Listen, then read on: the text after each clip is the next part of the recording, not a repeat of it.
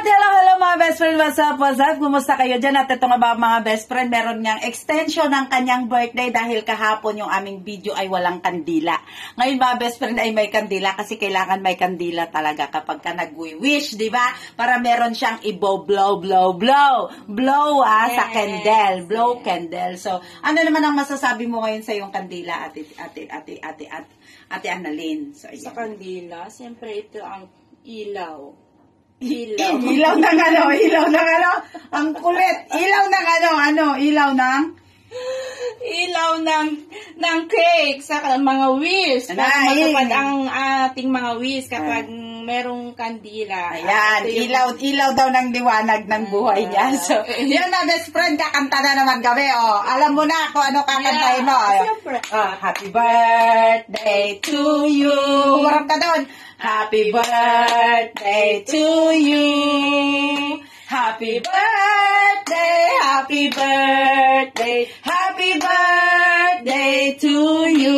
So, ayan mga best friend, kasi hindi ba tapos ang birthday celebration namin? Kasi mga best friend, gusto namin may sweet talaga kasi nga birthday, di ba? Kahit di kami marunong kumanta, ulit-ulit kami kakanta nyo, happy birthday to you, happy birthday to you, happy birthday, happy birthday, happy birthday to you. Ulit na, maligayang araw, maligayang bati yan!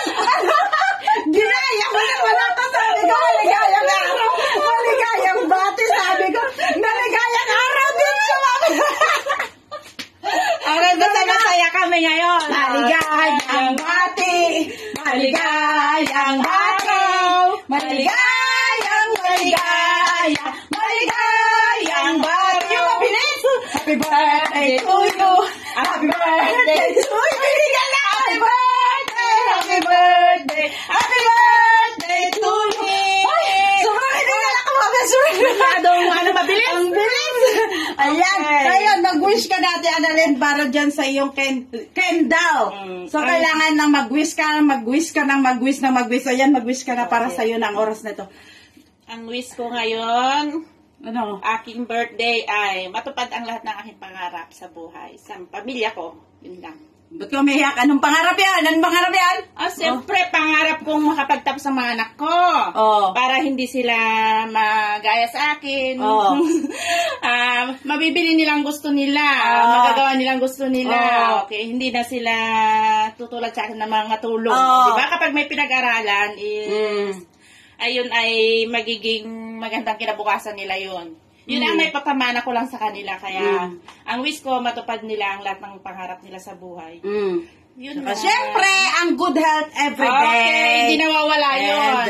And siyempre, yung magiging grow pa ang ating spiritual life. Dahil yun ang pinaka-importante. So, yun na, i-blow mo na ang iyong magandang kake.